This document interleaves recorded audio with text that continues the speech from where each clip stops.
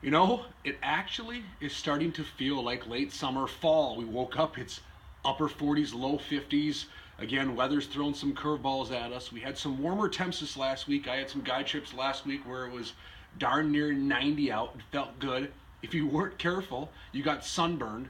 So I don't think we were used to some of those warmer temperatures. And I'll tell you what, the fish kind of fell right in line with that thinking. They weren't used to what's going on, so you saw some change in fish patterns. I guess you could call it a funk. These fish were doing things a little less typical. They were not as easy to catch. One thing I saw, a consistent factor this past week in terms of the bass in the Twin Cities area, where they needed the bait to soak in front of them. They were not aggressively chasing a lot of offerings, at least on the bites that I found. You had to find the fish and put the bait in front of the fish. They weren't chasing baits. They weren't aggressively crushing things like they were weeks prior. They went from some cooler temps to warmer temps to cooler temps to some cold rain to a number of different variables, some wind. These fish got a little crazy, a little funky, didn't know what to do, but we caught them by fishing slow. The dead stick approach, the small Ned rig approach, the weightless wacky rig, the finesse worm, those sorts of things caught our fish. We caught some fish on drop shot still. So the fish were really negative, and you had to put the bait in front of them. That was the key. The pike, on the other hand, no, they were committing suicide. They were kamikaze fish. You want to catch pike right now? I know it sounds like a dead horse. Tie your spinnerbait on in white or chartreuse and cast away from 3 to 15 feet of water. Find the weed transition areas. Find where that shallow milfoil, if it is present in your lake, is starting to lay down. Cast over the top of that. You will get bit by northern pike. If you want to get the kids out on some larger fish action right now, the bite's good. I've been on a variety of different lakes from north, south, east to west metro, and the pike are chomping spinnerbaits. They're chomping crankbaits if you can get the crankbaits through the weeds. But the spinnerbait seems to be the most consistent pattern because you can fish it effectively no matter the cover. And certainly you're picking up a bass here or there, but it has not been a consistent bass pattern. How we've caught our bass lately, and I won't just hit you home with bass the entire episode here, or entire video, but we've caught them on a few different ways. For starters, continue to talk about the weightless wacky. Tie in your favorite colored soft plastic stick bait. This is just a June bug, or you could do a black and blue. You could do a variety of colors. This is Kamita from Mr. Twister. There's a lot of varieties out there. Weightless. Sometimes the hook plays a role, and we saw that on a guide trip this past week. I had two clients fishing two different types of hooks. One was a very thin wire hook, weighs literally nothing. The other person was fishing a little heavier gauge hook that had some weight to it. It changes the fall speed. That made a difference sometimes. So pay attention to the hook you're fishing. So if you have a thicker gauge hook, like I like to use, I go to the fly shop at Thorn Brothers, the Fly Angler, and I buy those Gamakatsu tarpon hooks. They're a forged hook. Yes, I'm giving you away another secret of mine. A forged hook. It's a thicker hook, has a little more beef to it, a little more weight. That will sink a little faster than, let's say, your thin wire worm hooks that you might be fishing wacky style, your traditional wacky hooks. So pay attention to the hook. But the weightless wackies caught a lot of fish. If you know there's fish in this area per se, you can pitch that and let it soak.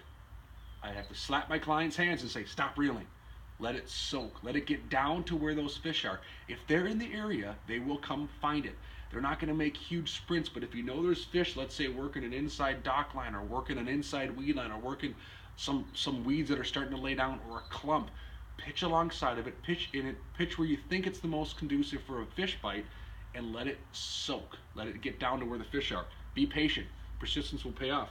Next, the bait that's worked really well lately is finesse worm. If I am fishing deep still, we are still finding some fish deep, and we've talked about the drop shot. It's caught fish, but we've also used a finesse worm. What that is nothing more than a thinner wire, lighter jig head on your finesse favorite plastic. This happens to be the shaker, pocket shaker from Mr. Twister. You have a lot of different options out there in terms of finesse worms, drop shot worms.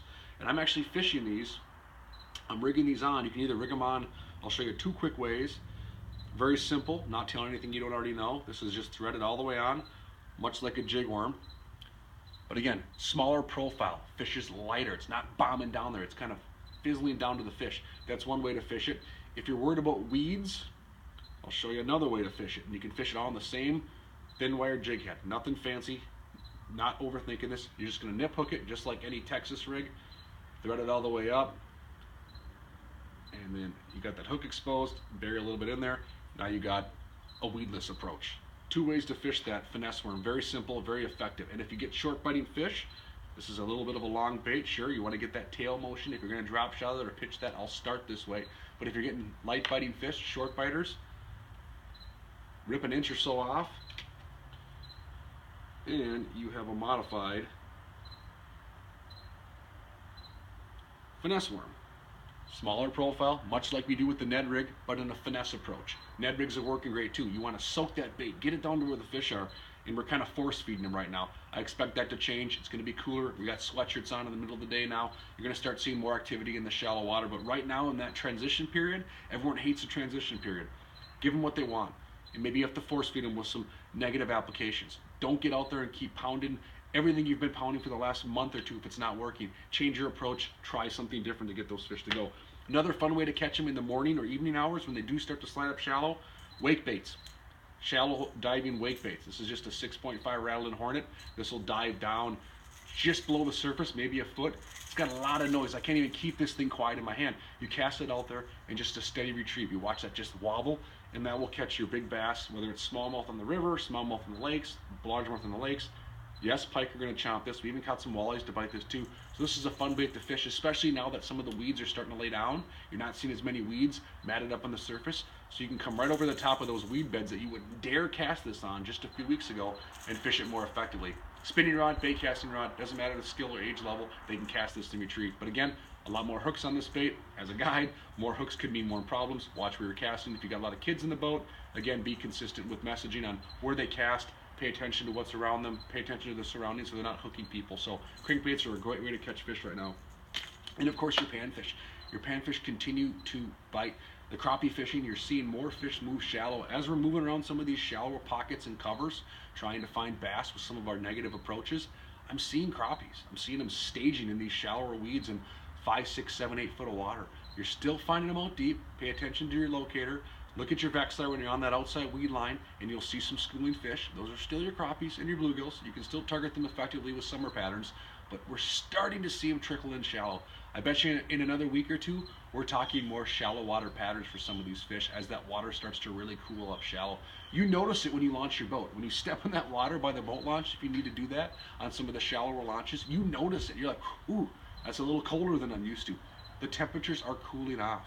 We're going to have some more 80 degree days, I'm sure, ahead of us in the next week or two. That's going to happen in September. But as a general rule of thumb, it's cooling off faster. By 7:30, it's getting dark outside. You're noticing that if you have kids in sports or if you're playing sports yourself, it's starting to get darker earlier in the evenings, and it's cooling off quicker. You wake up in the morning, even when the sun's up, it's sweatpants, it's sweatshirts. It's not shorts and long sleeve t-shirts like it was a few weeks ago. Things are cooling off. Things are starting to progress the way they need to be. I expect a good fall bite. I expect some consistent weather maybe coming down the road here. Get out there, have some fun. Go out there, chase these fish down, try some things. Rule of thumb right now, if you're not catching fish on what you're throwing and you're confident there's fish in the area, change it up. We've had to do that numerous times this last week to get on some bites. Change it up. You got a boat full of tackle. I know we all do. I'm guilty of it too. So if something's not working, if your tried and true is not working, change it up. That's the message for this week. Otherwise, get out there, have fun, enjoy the more comfortable weather. Get the kids out on the weekend if you can. Chase some more fish before it starts to get busy, really busy with cooler temps. Halloween's going to be around the corner before we know it. Get out there, have some fun, catch some fish, and we'll catch you again next week.